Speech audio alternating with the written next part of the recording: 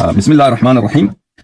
ان کو چاہیے کہ تقلید کیوں جائز ہے اور کیوں شرعی ہے اور کیوں واجب ہے امام شیعہ پر، اس پہ کوئی اہل بیت علیہ الصلوۃ والسلام کی دلیل پیش کریں.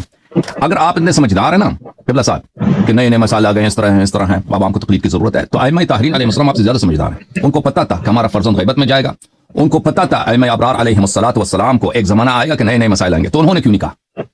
تو ہمیں دکھائے نا کتاب سے سنت سے. ہمارا تو علم یہ ہے کہ ہمارا ایمان ہے، ہمارا علم ہے، یقین ہے کہ یہ دین اللہ کی جانب سے ہے، یہ اور اللہ تعالیٰ سب کچھ جانتا ہے، دلوں کا راز جانتا ہے اور آئندہ کے وقائع جانتا ہے. اللہ تعالیٰ کو پتا تھا کہ 12ویں امام غیبت میں جائیں گے. رسول پاک صلی اللہ علیہ وسلم کی احادیث ہے، امام امیر المؤمنین علیہ السلام کی احادیث متواتر ہیں کہ 12ویں امام کی بہت طویل غیبت ہوگی. یہ ان کی غیبت تو کوئی ناگہانی بات نہیں ہے، اچانک بات نہیں ہے. اور اللہ تعالیٰ کو یہ بھی پتا ہے کہ نئے نئے مسائل آئیں گے. تو اللہ تعالیٰ نے اہل بیت علیہ الصلوۃ والسلام نے اگر بتایا ہے کہ نئے نئے مسائل میں تقلید کرو تو وہ حدیث ہمیں دکھا دینا، ٹھیک ہے نا. اور اگر ایسی کوئی حدیث ہے تو پھر وہ پھر بھی آپ کے مبنے کے مخالف ہے، کیونکہ آپ لوگ کہتے ہیں کہ تمام مسائل میں تقلید کی ضرورت ہے. آپ یہ تو نہیں کہتے نا، مجتہدین یہ تو نہیں کہتا کہ صرف نئے مسائل میں تقلید کی ضرورت ہے. آپ کا جو موقف ہے کہ نئے نئے مسائل آ رہے ہیں اس میں تقلید کی ضرورت ہے، یہ مجتہدین کے اپنے موقف کے خلاف ہے. مجتہدین کہہ رہے ہیں سارے مسائل میں جتنے عبادات ہیں، جتنے معاملات ہیں، جتنے حتی مباحات میں تقلید کی ضرورت ہے. آپ ایک ایسی بات کر رہے ہیں جس کا کوئی قائل ہی نہیں ہے کہ نئے مسائل میں اس میں تقلید کی ضرورت ہے. چلے مان لیں وہ حدیث میں دکھائیں کہ نئے مسائل میں تقلید کی ضرورت ہے. اور تقلید کہتے ہیں کس کو ہیں عزیزو؟ تقلید اس کو کہتے ہیں میرے محترم ناظرین. تقلید کی تعریف دیکھیں، تقلید کی تعریف دیکھیں گے تو آپ کو پتہ چل جائے گا یہ چیز ہے ہی باطل. یہ کفایت الاصول ہے شیخ آخوند خراسانی رحمۃ اللہ علیہ کی.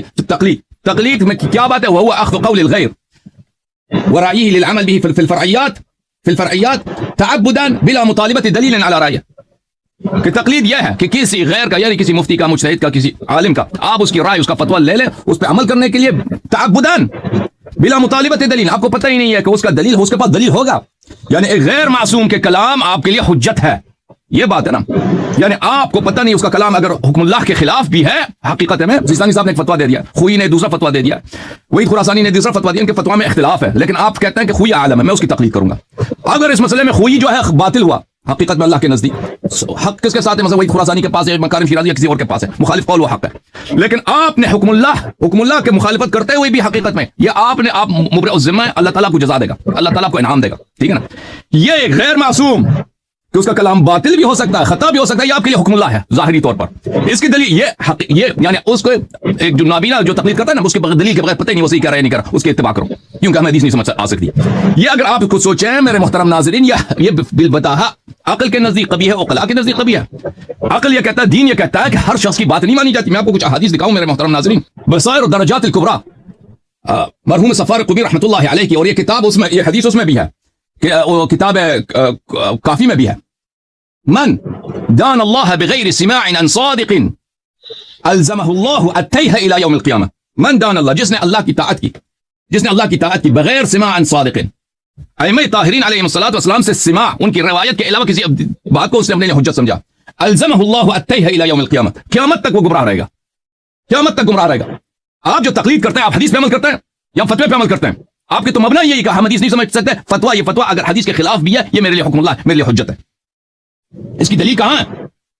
میں آپ کو دکھاؤں. یہ کتاب تصحیح الاعتقادات الامامیہ لشیخنا المفید رحمۃ اللہ علیہ. ملاحظہ فرمائیے، شیخ مفید رحمۃ اللہ علیہ نقل کرتے ہیں، قال الصادق علیہ السلام من اخذ دینہ من افواہ الرجال ازالته الرجال ومن اخذ دینہ من الکتاب والسنہ زالت الجبال ولم یزل. جو شخص اپنا دین لوگوں کے افواہ سے لیتا ہے، لوگوں کی زبان سے لیتا ہے، لوگوں کے فتووں سے لیتا ہے، جس طرح وہ لوگوں کی زبان سے دین میں داخل ہوا ہے اسی طرح لوگوں کے جب فتوے حق کے خلاف فتوے دیں گے دین سے خارج بھی ہو جائیں گے. لیکن جو شخص اپنا دین کتاب اور سنت سے لیتا ہے، پہاڑ اپنی جگہ سے زائل ہو جائیں گے، وہ اپنی دین سے زائل نہیں ہوگا. پھر فرمایا وقال علیہ السلام، امام جعفر صادق علیہ السلام نے فرمایا ایاکم التقلید فانہ من قلد فی دینہ ہلک. برحذر رہو تقلید سے، برحذر رہو تقلید سے. جس نے اپنے دین میں تقلید کی وہ جہنمی ہلاک ہو گیا، یعنی جہنمی بن گیا.